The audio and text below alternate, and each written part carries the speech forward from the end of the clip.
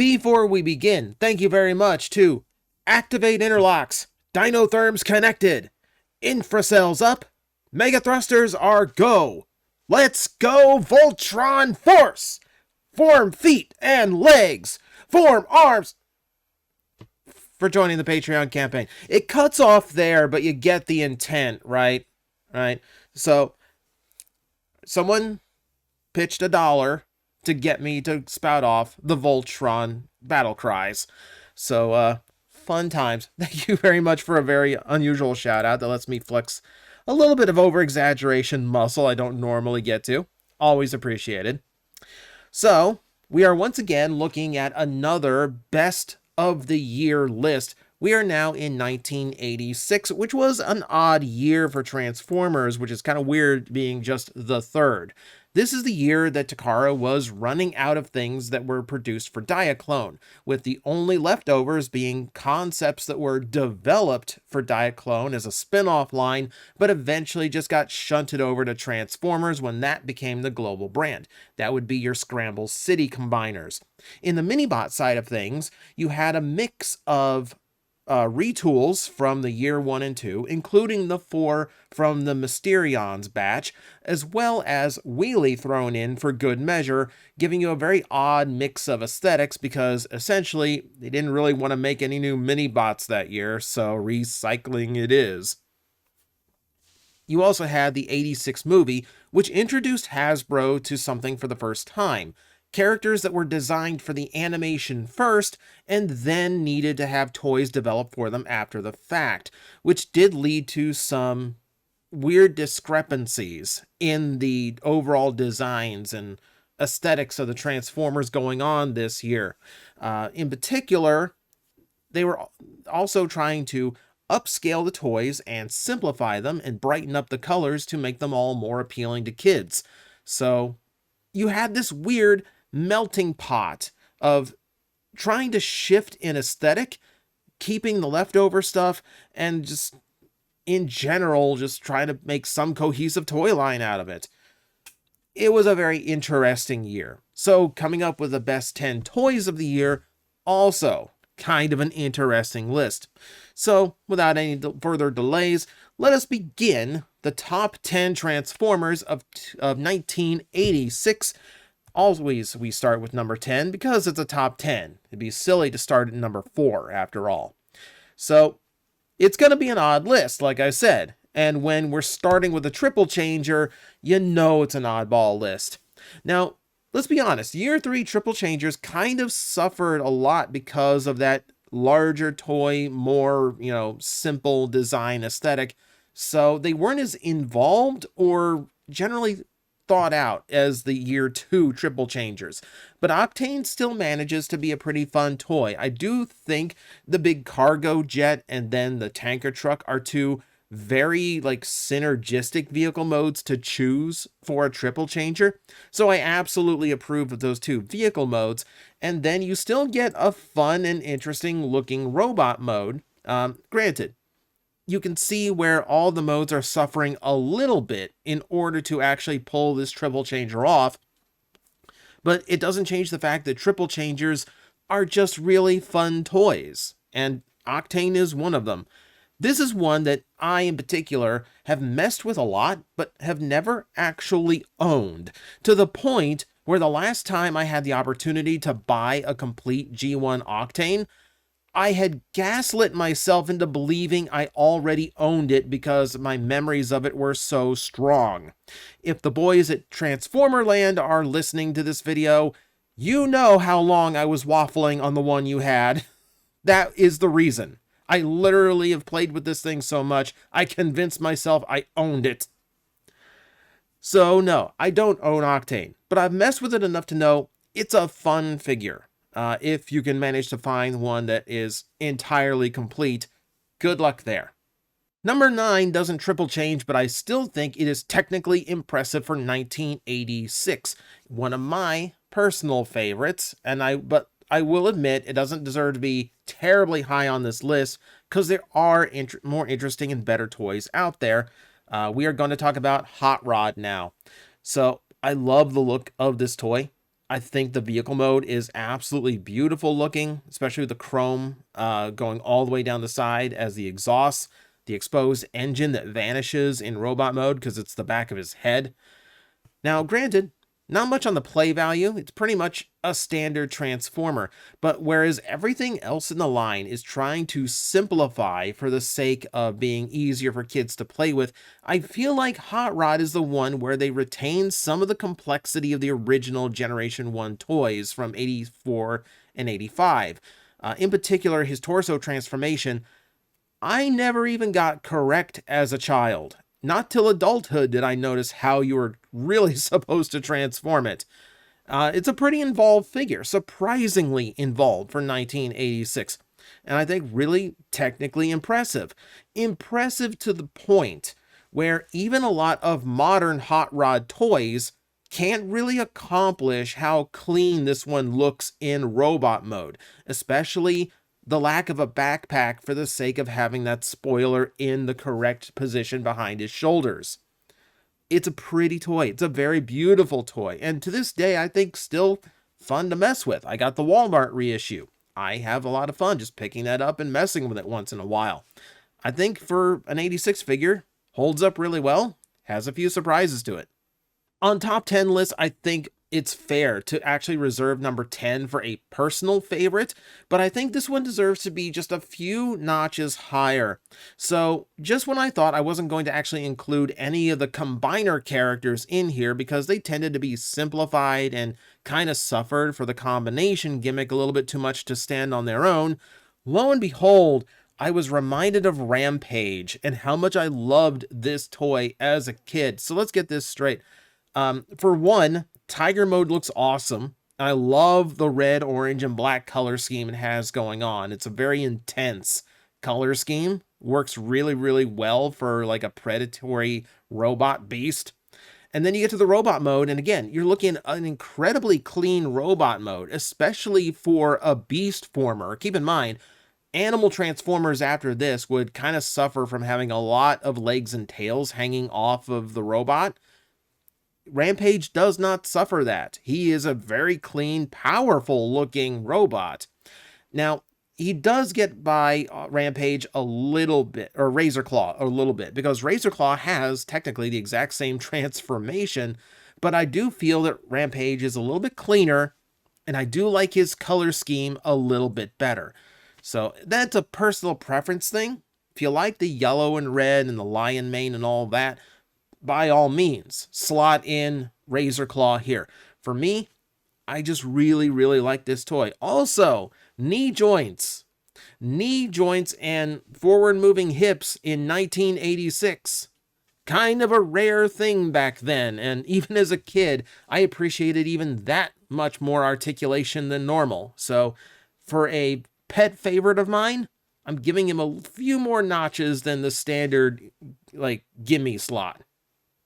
This is where some people might disagree with me, where I remind you, this is all just a personal opinion, so these are going to be wildly different than what you have as far as your list goes. So, allow me a little bit of a goofy one here, and we're going to talk about Cyclonus briefly. So, yeah, silliness aside, he's got big old Popeye / Final Fantasy VII arms and a small face and a big old Pope hat. Getting by the oddities required by the fact that it's trying to adapt a design that was not intended to be a toy, technically, you're getting a really cool looking Decepticon. Aside from just silver and purple being iconic Decepticon colors, you're still getting a powerful robot that does have a fairly clean feel to him despite, having some wings and nose cone on his back. And then you get to the jet mode. And I feel like my entire argument here for putting this toy up at number 7 lives and dies on just how good the jet mode is.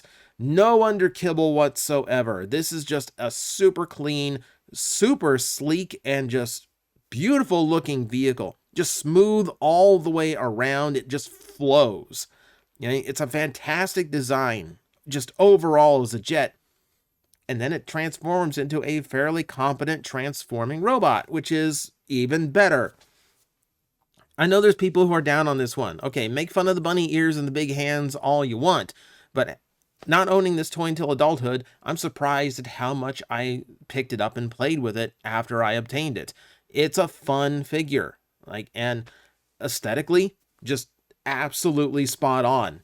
You know, again, put it lower if you want. For me, gotta give him his credit. Like I said, the Year 3 Triple Changers kind of suffered because they weren't as well engineered as the Year 2 ones that Takara did directly. But that doesn't mean they were all slouches.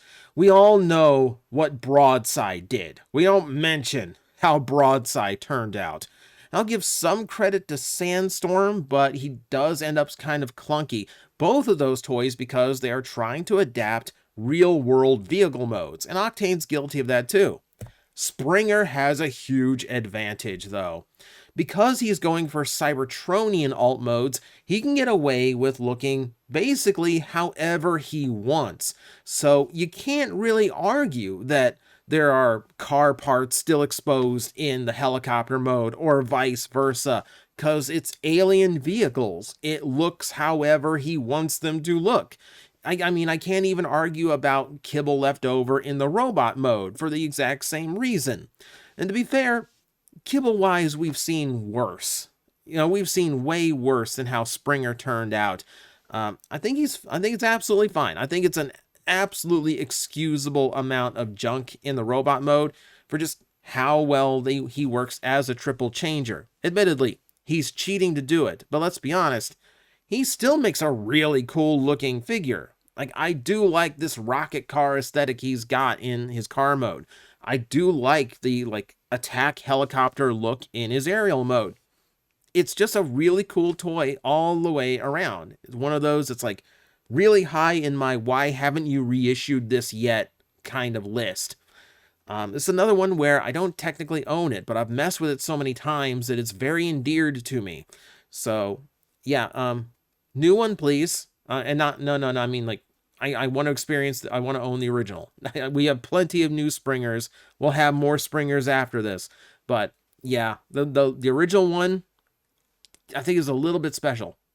1986 was the year to get electronic gimmicks back into Transformers, where previously they were left to just a few entries. In 86, you could really tell they just kind of went for it. And they're from all over the place. So let's start talking about those, starting with Skylinks. Now, granted, you're not getting the playability of a humanoid robot mode, but what you are getting is a lot of play variety and a lot of uniqueness. This dinosaur bird thing out of the space shuttle is a very unique take. You do have basically a duocon in Autobot form where individually they still kind of function. Okay, Lynx is kind of just a box, okay? But the sky part absolutely works all on his own. So even if the bottom part breaks or you lose it, you still at least have a shuttle that turns into a big bird. Okay, so you got that going for you. Combined into this weird alien griffin thing, I think still works really well. And of course, this is where he has rolling and walking gimmicks, which is kind of cool. It's kind of cool to watch your toy try to come to life as it very slowly ambles forward on these very, very weird feet. It wasn't the most graceful of walking toys, but the point was it could do it. And the point is there's a lot this toy can do, which makes it a lot of fun to mess with. So I'm not going to put it terribly high, because we do have more play value coming up, but considering it is one of the last toys that Hasbro borrowed from a different toy company in order to bulk out the Transformer line, not a bad last hurrah for that particular practice.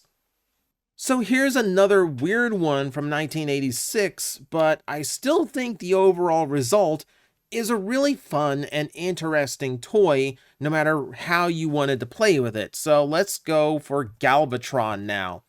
So it saddens me that Rodimus Prime, who's supposed to be the big hero of the line, just doesn't measure up to how his arch enemy did as far as being a toy. Granted, there was no way his cannon mode was going to be accurate. Even in modern settings, it's very hard to get Galvatron's alt mode to actually look correct to how it did in animation. It may not be physically possible without some form until someone can actually develop mass shifting.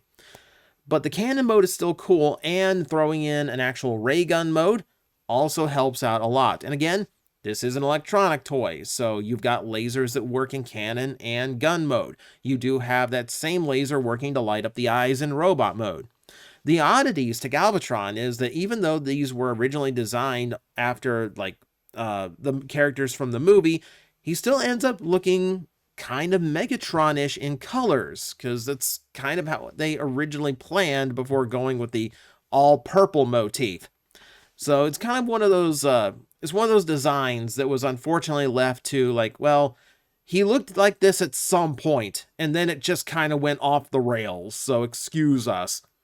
But I still think it's a really fun toy. It's a big, imposing toy, too. Way bigger than Megatron was. So, as a commander figure for your Decepticons, a large and in charge type character, so long as you didn't lose any of his parts. But overall, a lot of fun. I admit that I'm breaking my rules for number 3 because typically when I do any of these Toy of the Year lists, I'm only including toys that were brand new for that year. No retools and no repaints from previous figures. However, I do feel like there are exceptions to be made when the part that's retooled is barely a factor in the overall product. This means we're talking about Ultra Magnus. So yes, it's using a retool, or it's using a repaint, though actually technically it is a retool as well, of the Optimus Prime figure, but completely new trailer that completely changes the toy. Now, the actual cab section, the actual truck of this toy, is almost a byproduct of everything else that it can do. So you have the car carrier that can fit a bunch of your standard size Autobot cars, which is a cool play feature. He actually, including the top, fits a lot more than your standard Optimus Prime did. And then, there's the super mode. So he's got decent enough articulation for a Generation 1 toy. The super moding was done for the very first time, and it did feel kind of cool to take one of your figures and power it up into a larger figure. Combining with the trailer is just such a cool idea. And the overall result does look really cool. Ultra Magnus stands out really, really well as a very heroic, powerful looking robot without completely circumventing or replacing the look of Optimus Prime. I think that's kind of why they went with a brand new color scheme for the toy rather than adapt the powered convoy look, because that one is kind of by design meant to still resemble Optimus Prime. That's how it was in Diaclone. Giving him his own personality and his own color scheme here, absolutely the right choice. Means Magnus stands out a lot more, gives us something more to look forward to, and again, just overall, just a lot to pack into that toy. That was just a really fun package. So, you'll excuse me if I cheated this one time. I think I'm justified. If you know the figures of 1986, then you know there's only 2 that could be at the top of this list. It's just a matter of which one did I put in the number 1 slot, which basically means when I reveal this card, it's basically going to spoil the rest of the list. So congratulations, you made it this far. So the one that came in second that we have to talk about now, Metroplex. This was the era of the play set. Whether you're dealing with the early 80s and Castle Grayskull to the very end of the 80s and the Ninja Turtle sewer layer. And then in between, you've got the Boulder Hills, the USS Flags, and the Cats layers. But when Transformers did it, of course, it had to do the Transformer thing of also becoming a robot, and Metroplex did a great job of that. So we have a fully interactive play set that can land and launch your Transformer toys, as well as just giving them battle stations and fun things to do with them. This was kind of a huge deal. Here's your play set functionality, but it still works like a transformer. Throw in a rolling artillery mode and a super beefy robot mode, and you've got a really strong contender for a really, really fun package and toy overall. Now, the downside of this toy is there's so many parts to lose. So many parts to lose. But getting a complete one that's, all there and just beautifully represented, it's a beautiful package of just stuff to mess with, interact with, and transform. And then you factor in the part where he can combine with your Scramble City combiners. That includes the almost never used base modes of the leader figures for each of those teams. That's a cool little added bit of functionality that no one ever mentions anymore. But yeah, this was also a leftover from that spin-off Diaclone line that became our combiners. This was the centerpiece, which might explain why Metroplex has such a strong Diaclone look to him. But regardless, makes him a unique toy, one of the most memorable of 86. So if Metroplex is number 2, that only leaves us one place to go for number 1, and that would be his nemesis Trypticon.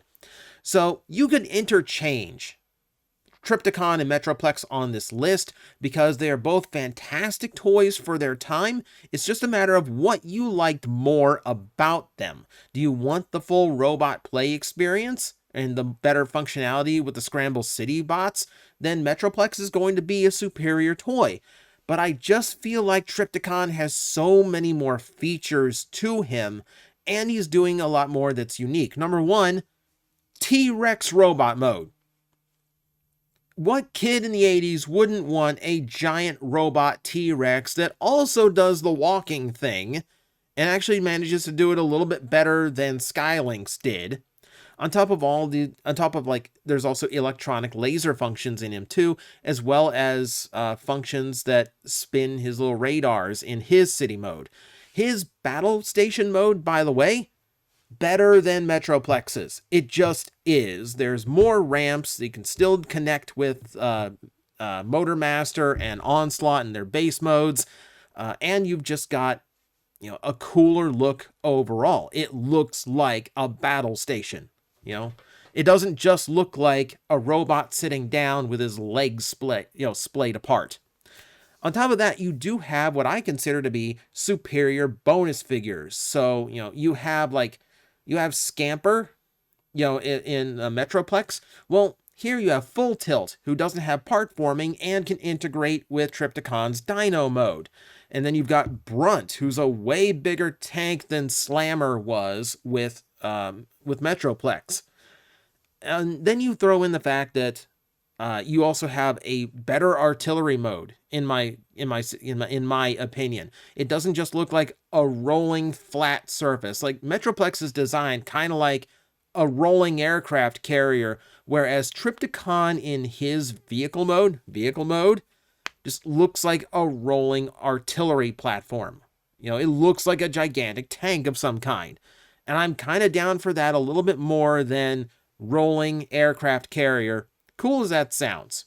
So again, this is a very personal opinion thing, but for how many more things it can do and for how much more unique it is, I give Trypticon the nod as the best toy of 1986. So there you go. In a very transformative year for Transformers, those are my top 10. Feel free to leave comments below telling me how much you disagree and how I absolutely slighted Wheelie for not being in the top 10. Look, I tried to include a mini-bot, but they're almost all retools, and there's no way of putting Wheelie on this list. But it's all opinion. You're free to have your own. So, thank you very much for watching. I will see you next time.